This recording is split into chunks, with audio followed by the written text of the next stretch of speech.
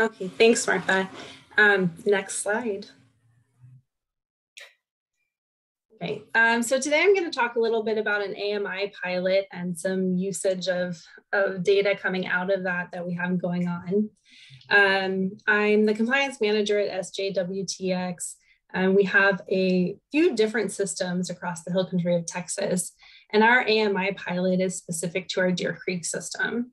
We're using it as a test case for a lot of things because it's 100% residential, and it's about, at this point, about 900 connections. So it's giving us a good baseline to do some deep diving into AMI data that's coming out of the system. Next. Just for time, I'm going to skip through a lot of this, but I wanted to note that getting to AMI has definitely been a journey. We acquired the system in June of 2018, and we're just now gearing up to really dig into data and find new ways to use it. I would be remiss if I didn't mention that we are the recipient of an LCRA cost share grant.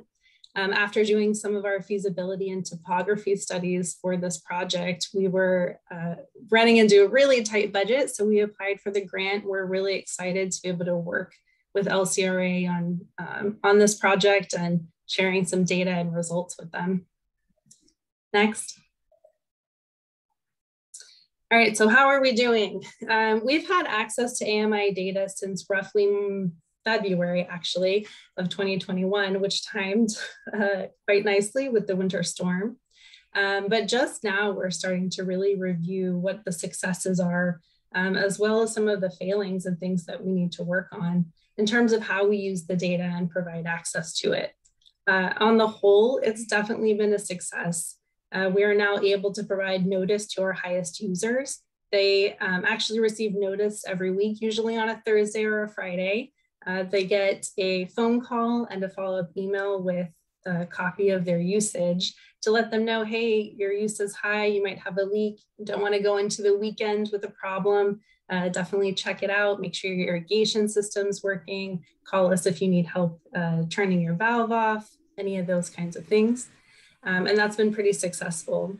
It's also created a lot of opportunity to have direct discussion with our customers about their use and giving them personalized data, which they had not previously had. They were on a monthly billing cycle, so once a month they received a bill with very little detailed usage information in it. So it's the first time they're really being exposed to this information. And from what I gather, having that discussion has been really helpful to them. It creates a lot of opportunity for us to explain how our billing structure works, what programs we have that can help them, what other information is available to them. They're very responsive to that. It's also led to our ability to provide one-call resolution, which makes our customers very happy. We can typically answer their questions right on the phone without having to send additional staff out. And we can explain a lot of things about their use pattern that as they're getting this information that's new to them, they're not always able to interpret on their own. In particular, having AMI and AMI data has been invaluable when it comes to leaks.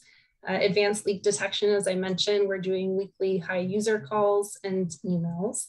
And we've also taken some of the information that we are getting back from customers as we better understand their usage patterns, the leak that's actually happening, and what they're able to do to fix it, to update our leak adjustment methodology. So we're now, with more precision, able to provide leak adjustments. Next. And it's working, which is the big relief after everything that's gone into this, this project. Just looking at our high use period for 2021, which is typically April all the way through October, monthly average use per account is down by 16.2%. Overall system use for that period down by 13%. And also during the same window, we saw growth of 2.3%. Of course, 2021 was a wet year, so we have normalized most of the information, most of the data. So what you're looking at is really true savings, which is very exciting for us as that system grows. And then overall, since AMI has begun, we've seen decline in both purchase water and billed usage. So we know that we are really achieving savings. Next. Which leads us to our next big questions. So we know when it comes to leaks, we're doing a lot, we're seeing a lot of success, but where do we go from here in order to further engage our customers? And these are just a couple of questions that have come up internally, things that we're trying to answer. But what I think we're really focused on aligns with this quote from a study that was performed in Duluth, Minnesota, which said that information the customers want and need wasn't necessarily lining up and being delivered by AMI. So we know AMI is invaluable and that it provides a lot of insight into usage and into problems within the system or for individual customers. But there's a lot more that we can do to communicate with our customers and engage with them in ways that they might not necessarily be expecting. Next. So in terms of actually providing exposure to this data for our customers, we do have Neptune 360, which has a customer interface, but we've been holding off on offering that because we are moving into WaterSmart later this year. WaterSmart, I think, is pretty well known at this point, but one or two things that we're most excited about will be integration with a system called Invoice Cloud. This means that customers will be going to this website to pay their bill. So we're hoping that we'll start to build that association more directly for our customer base between what they're paying and what they're using, while at the same time using some of the other features of WaterSmart to communicate about programs available to them, you know, winterizing their systems, what drought stage they're in, all those kinds of things. We're also hoping to include either direct email or chat functionality. We're working with WaterSmart to see how feasible that is, whether we can do it directly within the system or connect to our existing system. But we're hoping that by having that feature, we'll be able to maintain the personal touch that our customers are responding to already. We're also doing a lot to track where they're going on our website, and then hopefully within WaterSmart, once it's launched, where they're going within WaterSmart and what's drawing their attention. Next.